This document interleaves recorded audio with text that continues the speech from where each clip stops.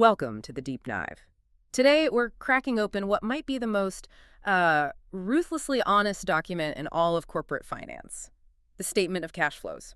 You know the story. Net income gets all the headlines. A company posts a great quarter, and that's the number everyone sees.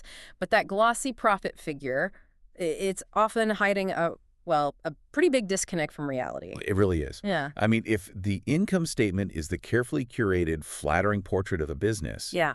then the statement of cash flows, or the SCF, is like the unedited surveillance video. It shows everything. Huh. I like that. The surveillance video. It's the truth serum. Yep. We've pulled together a really deep analysis of the SCF, how it's made, why it's so much harder to fudge than profit numbers, and critically, how using projected or pro forma cash flow statements can just immediately expose fatal flaws in a business plan. So that's our mission for you today. We want to show you how the SCF turns these static numbers into a dynamic story, a real story about a company's financial health. We want to arm you to see past the press release and, well, find the actual cash. Okay, so let's just jump right in. Why? Why can a company report strong, positive net income and still be, scrambling to make payroll? It's all because of something called accrual accounting. Accrual rules say you record revenue when you earn it, not when you get the cash. Right. And you record expenses when they're incurred, not when you pay the bill. The SCF just cuts through all of that. It doesn't care about assumptions. It's just, when did the money hit the account? Yeah. And when did it leave? So we really can't just look at the income statement by itself. What are, say, the top scenarios where having the SCF next to it is absolutely non-negotiable? Okay, the first one you see a lot in certain industries. High non-cash expenses. Think depreciation. So like heavy manufacturing. Yeah. Utilities. Exactly. They spend billions on infrastructure, and that gets depreciated on the income statement every year. It's a huge expense, but it's not a cash expense. So their net income can look really, really pessimistic. So the income statement says they're barely making it, but they might actually be sitting on a pile of cash because that depreciation money never actually left. Precisely. The SCF adds that depreciation right back, so you see the real picture. Wow. But the second scenario is maybe even more dangerous, and it's the total opposite problem. You see it in like hyper-growth startups. Okay. They're reporting fantastic net income because sales are through the roof. They're booking all that revenue. But what if their customers are taking 60, 90 days to pay? So their accounts receivable is just ballooning. It's ballooning. Or they have to buy tons of inventory to keep up. In those cases, operations are actually consuming cash faster than sales are bringing it in. So you see a profit, but the SCF shows this massive cash strain. That is the ultimate cautionary tale. Growing so fast you go broke. It happens all the time. And the third reason, is that the SCF is just harder to manipulate. Accrual accounting has judgment calls. Management has to estimate things. Sure. Cash is different. You either got the money in the bank or you didn't. It's tangible, verifiable. And that idea of verifiable cash versus estimated profit, that's why this is such a powerful strategic tool when you start looking forward with a pro forma statement. Absolutely. That's the real test. It forces you to check if your big plans for operations, investing, and financing are even, possible. Okay, so if the SCF is a story, it's basically a 3-act play. Let's dig into those 3 categories because they really show how a business breathes. Right. Operating, investing, and financing. Together, they tell you everything. Let's start with the first one, operating activities.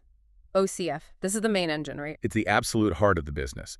OCF is the cash from your core function making and selling your product. So it's cash from customers minus cash paid to suppliers, employees, the government. And for a healthy company, this has to be positive, consistently. It has to be. Significantly positive over time. It shows the basic business model actually works and can fund itself. And what we're always doing as analysts is comparing that OCF number to the next category, investing activities. Right. Investing activities are basically buying and selling long-term assets. Property, plant, and equipment is the classic one. Now, this is where it gets a little counterintuitive. For a growing company, you actually want to see a negative number here. Wait. Spending cash is a good thing? In this context, yeah. It means management is putting money to work. They're buying new machinery, expanding a factory. They're investing in future growth. Okay. If this number is highly positive, it usually means the company is selling off its assets, which could be a sign of trouble. And if you take that investing outflow, the capital spending, and subtract it from the operating inflow, you get what people call free cash flow. That's the magic number, isn't it? That is the golden metric. Free cash flow. FCF, is the cash the business generates after it's paid to maintain or expand itself. It's the money management can use for anything: paying down debt, buying back stock, dividends. So if a mature business has low or negative FCS, that's a huge red flag no matter what the net income says. A massive red flag. And that brings us to the third category: financing activities. This one really depends on the age of the company. How so? Well, financing is all about transactions with owners and creditors. So taking out a loan or issuing stock is a positive cash flow. Paying dividends or paying back a loan is negative. For a young startup, you'd expect to see a big positive number here. Because they're raising cash to fund everything. They're cash hungry. Precisely. Hmm. But for a big, mature company that's spitting out tons of free cash flow, you'll probably see a negative financing number. They're returning that cash to investors through dividends and buybacks. It tells you if they're a capital raiser or a capital returner. Okay, so we know why the story matters. Now let's get into the mechanics. How do analysts actually build this thing? I know the indirect method is pretty much the standard. Yeah, we don't need to spend much time on the direct method. It's easy to understand: cash in, cash out, but it's a pain to prepare. The indirect method is so powerful because it starts with net income, and then it builds a bridge to operating cash flow. And that bridge, that reconciliation, is the key. It shows you exactly where the profit differs from the actual cash. That's the whole point. And when you're forecasting or analyzing a competitor, you don't have perfect cash records. So you have to reconstruct the SCF using the other two statements. This is where the six-step analytical process comes in. It's like financial detective work. So walk us through that journey, not like a boring checklist, but Yeah. how does the detective solve the case? Okay, so the journey starts by knowing where you're going. Step one, you calculate the total change in cash from the balance sheet, Okay. start of the year to end of the year. That's your target. Step two is the hardest part. You take the income statement and you convert it from accrual to cash. Yeah. You add back depreciation, and then you adjust for all the changes in working capital, receivables, payables, inventory. You're basically finding where all the cash got stuck. Exactly. Then steps 3 and 4, you use the balance sheet again to figure out the other two categories. Step 3, analyze the long-term assets to get your investing cash flow. Did they buy a building? Sell some equipment? Step 4, analyze the debt and equity accounts to get your financing cash flow. Did they take out a new loan? Pay a dividend. Okay. And step 5 is the moment of truth. You add up your 3 categories: operating, investing, and financing. And it has to equal the total change in cash you found in step 1. If it doesn't, you miss something. And the final step is just about transparency. Disclosure. You have to call out any big non-cash transactions. Like if a company bought a building by issuing stock instead of paying cash, it won't show up in the main statement, but investors absolutely need to know about it. Okay, let's pivot. Because the real power here comes when we apply this whole process to the future, to a projection, a pro forma statement. This is where strategic plans live or die. This is everything. Pro forma statements force you to be honest about your future. For management, it's like a GPS for your cash. It shows you exactly when you might run out, so you can plan ahead for loans or major purchases. And for a banker looking at that plan, It's the single most important document. They're looking right at that forecasted operating cash flow. They have one question: will your core business generate enough cash to pay us back?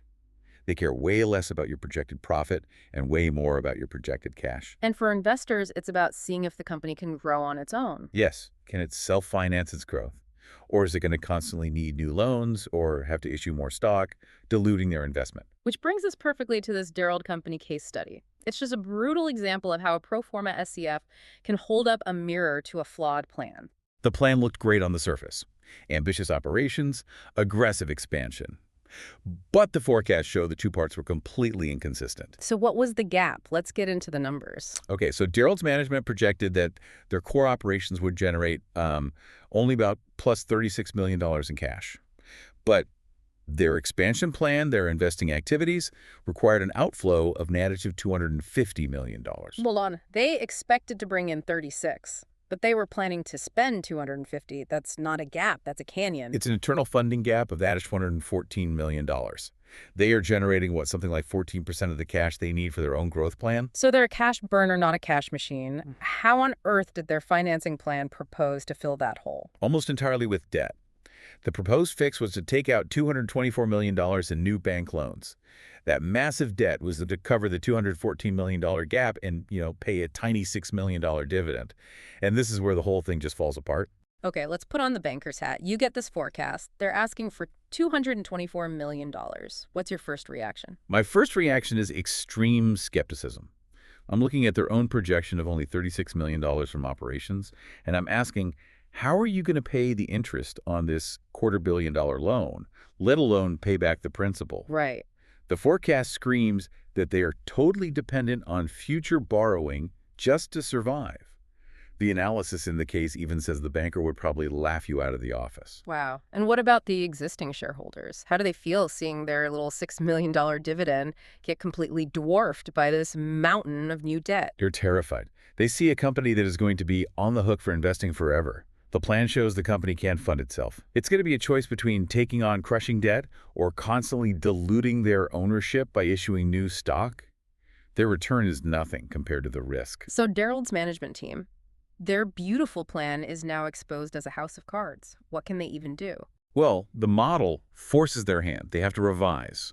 First, and most obviously, they have to scale back that $250 million investment. Maybe phase it over several years, not one. Okay, slow to roll. Second, they have to get way more aggressive on the operational plane. That $36 million in OCF is not enough. They need to figure out how to collect from customers faster, maybe negotiate better terms with their suppliers. Use that working capital to generate cash, not consume it. Precisely. And the third option is to find another source of funding.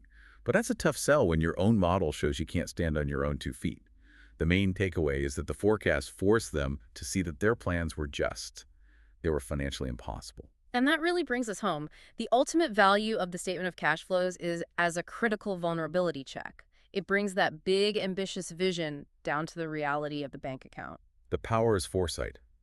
The SCF lets you fail on paper so you can succeed in reality. It lets you test if your big plans for operations and for investing and for financing are actually consistent with each other, or if they're on a collision course. The Daryl case shows that their next step wasn't execution. It was a complete rewrite. That forecast wasn't a failure. It was a gift. It saved them. It was the best thing that could have happened. And that leaves a provocative thought for you, whether you're running a business or even just managing your own finances. How many great ideas fail, not because the product was bad, but because the raw cash flow plan was just never feasible? The power you get from this is the ability to model a less aggressive plan, to stress test the worst case, and to find a path that is both ambitious and financially sound. That is the reality check that separates a dream from a successful business.